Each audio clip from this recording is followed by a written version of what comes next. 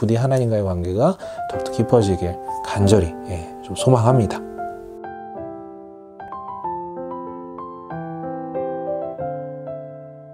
우선 제가 하나님과의 관계를 논할 정도로 그렇게 하나님과의 관계가 깊다라고는 말씀 못 드릴 것 같아요. 다만 몇 가지 조금 말씀드릴 부분은 있을 것 같아서 언급을 좀 해보려고 합니다. 하나님과의 관계라고 얘기를 했기 때문에 우선 우리는 사람과 사람과의 관계를 우선 떠올려 보시면 좋을 것 같아요. 하나님도 하나의 인격으로서 우리가 대할 필요가 있다라는 것이죠. 일단 하나님과의 관계는 결론적으로 얘기하면 하나님과 사랑한다. 하나님이라는 인격과 관계, 사랑의 관계를 형성한다라는 것인데, 그런 의미에서라면 먼저 우리가 하나님과의 관계가 형성되고 향상하기 위한 팁을 얘기하기 전에 하나님이란 분을 정말 사랑하고 있는가에 대한 질문이 필요할 것 같아요.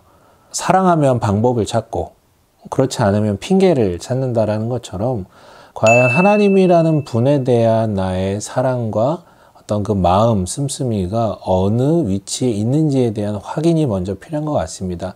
그리고 이제 두 번째로는 인격이라고 말씀드렸잖아요. 우리는 어떤 사람, 어떤 인격을 대할 때 자기만의 상을 갖게 돼요. 저는 어떤 이미지 같은 거요.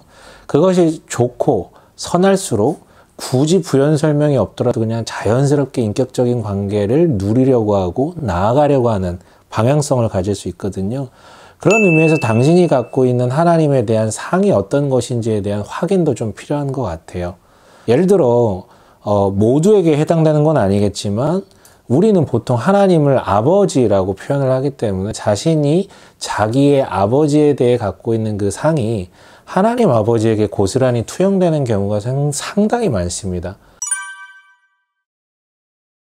그래서 자기의 아버지에 대한 상이 조금 부정적이거나 너무 엄하거나 나를 혼내시는 분, 뭐 이런 식으로 좀 구성이 되어 있으면 하나님과의 관계를 깊이 끌고 나가고자 하는 의지가 생각보다 많이 반영이 안 될 수 있어요. 마치 아버지랑 대화가 없는 것처럼 하나님 아버지와의 관계도 막 깊이 가지고 가고자 하는 의지가 안 생긴다라는 것이죠. 이걸 좀 한번 확인해 봤으면 좋겠어요. 하나 더 확인해 봤으면 좋겠는 것은 자신이 하나님과의 관계가 굳혀야된 즉 신앙 행위라는 것을 해야 하는 것으로 혹시 알고 있지는 않은지. 이게 무슨 뜻이냐면요. 우리는 교회라는 곳을 찾아오고 혹은 교회라는 곳을 찾아와서 믿음이라는 것을 갖게 된 다음에 어떻게 해야 되냐라는 얘기를 들을 때 이거는 그냥 해야 되는 거야 라는 식으로 소개받은 경우가 되게 많아요. 그냥 말씀 봐라. 기도해라. 뭐 하면 좋은 거지만 할 수 없다면 그리고 하기 싫다면 굳이 안 하고 싶은 것들로 해석되는 경우가 많아요. 힘들면 안 하는 것이죠. 그리고 자꾸 죄책감이 쌓여지는 부분들로. 만약에 내가 하나님과의 관계를 구현해 나가는 그런 신앙 행위들을 그런 식으로 우리가 이해하고 있다면 사실 이게 좋습니다, 저게 좋습니다 아무리 설명해 봤자 나한테 안 다가올 거예요. 그냥 의무적으로 해야 되는 것이다 라는 이해에 머물러 있다면요. 하나님과의 관계라고 했잖아요. 인격 대 인격의 만남이에요. 근데 한 인격을 형성하는 세 가지 요소를 우리는 지정의라고 표현을 해요. 즉 머리와 가슴과 손, 발. 그러니까 하나님과의 관계가 깊어진다라는 거, 하나님과의 관계가 형성된다라는 것은 바로 이 지정의라는 부분이 하나님의 그것과 맞닿게 되는 부분을 이제 얘기할 수 있을 것 같은데요. 지적인 부분, 하나님에 대한 알미 깊어질수록 하나님과의 관계는 깊어질 수밖에 없습니다. 근데 하나님에 대한 하나님이 어떤 분이시고 무엇을 했는지에 대한 알아간다라는 것은 결국 사실 성경 말씀 외에는 우리가 다룰 수 있는 부분이 없어요. 물론 개인적으로 어떤 신비적 체험들을 통해서 알아갈 수 있는 부분들이 있다 치더라도 그것은 잘못될 가능성이 많고요. 성경 말씀을 통해서 우리가 하나님에 대한 이해가 깊어질수록 하나님과의 관계는 깊어질 수밖에 없습니다. 동시에 그 하나님의 마음을 느낀다라는 부분, 정의 부분도 중요하죠. 이 부분은 사실 우리가 이제 기도라는 행위, 신앙 행위를 통해서 깊어짐을 누릴 수 있고 하나님의 마음을 내가 고스란히 느낄 수 있게 되는 것이죠. 그렇다면 그 관계도 당연히 깊어질 수밖에 없고요. 그리고 마지막으로는 의지를 얘기할 수 있는데 그 전에 이 지적 영역과 감정적 영역이 잘 고스란히 버무려진 것을 우리가 예배라고 표현을 할 수 있어요. 하나님을 알고 하나님을 느끼고 이것들이 구현되는 자리를 예배라고 할 수 있는 것인데, 그것은 꼭 뭐 주일날 드려지는 예배만이 아니라 개인의 예배가 바로 그런 부분에 이제 귀속될 것입니다. 마지막으로 이제 의지의 얘기를 했는데, 손과 발로 행하는 거예요. 그 예배라는 것이 마음에 머물고 지적 영역에만 머무는 것이 아니라 사실은 몸을 통해서 구현되는 것, 그리고 하나님께서 하라고 하신 부분들을 구현해 나가는 삶을 통해서 이루어질 수 있는 것인데, 너무 대단한 거 생각하지 마시고 그냥 습관이라고 생각하시면 좋을 것 같아요. 습관. 나의 어떤 삶 속에서 구현되는 습관, 작게는 그 예배 행위들, 그리고 하나님의 그 어떤 선함을 따르고자 하는 의지가 반영된 작은 어떤 행동들 있잖아요. 이런 것들이 누적되고 연습되고 훈련될수록 하나님과의 관계는 당연히 돈독해질 수밖에 없겠죠. 그런데 이것이 이제 지정의 영역인데, 이 부분들이 보다 조금 성숙해지고 깊어지기 위해서 세 가지 제언 드리고 싶은 부분이 있어요. 지금까지 이제 지정의에 대한 얘기를 했는데, 사실 의지는 개인의 어떤 결단과 훈련과 연습, 삶을 통해서 성장할 수 있는 부분이 있지만, 여러분 자기 의지를 그렇게 믿으십니까? 자신의 결단을 그렇게 믿으시냐고요? 사실 그거는 쉽지 않은 부분이에요. 근데 이 의지를 강력하게 붙잡아주는 가장 좋은 게 뭐냐면 공동체적인 연합이에요.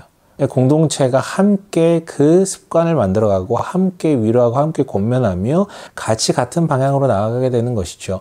근데 공동체라는 것은 의지만 잡아주는 것이 아니라 지적 영역, 감정적 영역도 같이 고양시켜 줍니다. 예를 들어서 말씀을 보는데 혼자 보는 게 아니라 공동체적으로 볼 때 당연히 더 풍성한 나눔이 이루어지고 내가 오독할 수 있는 부분들을 붙잡아 줄 수 있다는 것이죠. 굉장히 풍성해져요. 그리고 감정적 영역도 마찬가지로 내가 홀로 기도하고 홀로 찬양하는 것과 연합해서 찬양하며 연합해서 기도할 때 그 파워풀함은 굳이 제가 설명하지 않아도 될 것 같습니다. 이게 첫 번째 제언이고요.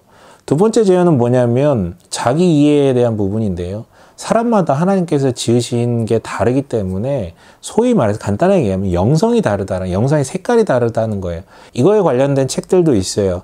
제가 기억나는 책 중에 하나는 영성에도 색깔이 있다라는 책인데, 사람의 영성을 9가지로 좀 분류를 해서, 우리 최근에 뭐 MBTI나 이런 것들 있잖아요. 사람의 서로 다름에 대해서 얘기를 하는데, MBTI도 영성과 연관돼서 뭐 예를 들어 ESTJ에게 좀 더 적합하거나 혹은 더 대두되는 영성은 어떤 것인지 이렇게 연동돼서 설명되는 경우도 있습니다. 애니어그램이라는 툴은 더 좋고요. 그러니까 개인의 영성이 어떻게 다른지, 개인의 어떤 좋은 덕과 악덕은 무엇인지, 이런 영성의 칼라는 무엇인지, 이거에 대한 우리가 이해가 있다면, 여러분 사람 다 다르기 때문에 저 사람을 만나주신 방법이 꼭 나에게 더 부합되지 않는 경우도 있을 수 있어요. 그래서 자기에 대한 어떤 영성 이해 부분이 좀 필요하다라는 게 두 번째 제언이고, 마지막 제언은 뭐냐면요. 앞에서 이제 지적, 정적, 의지적 영역, 이 세 가지를 얘기했잖아요.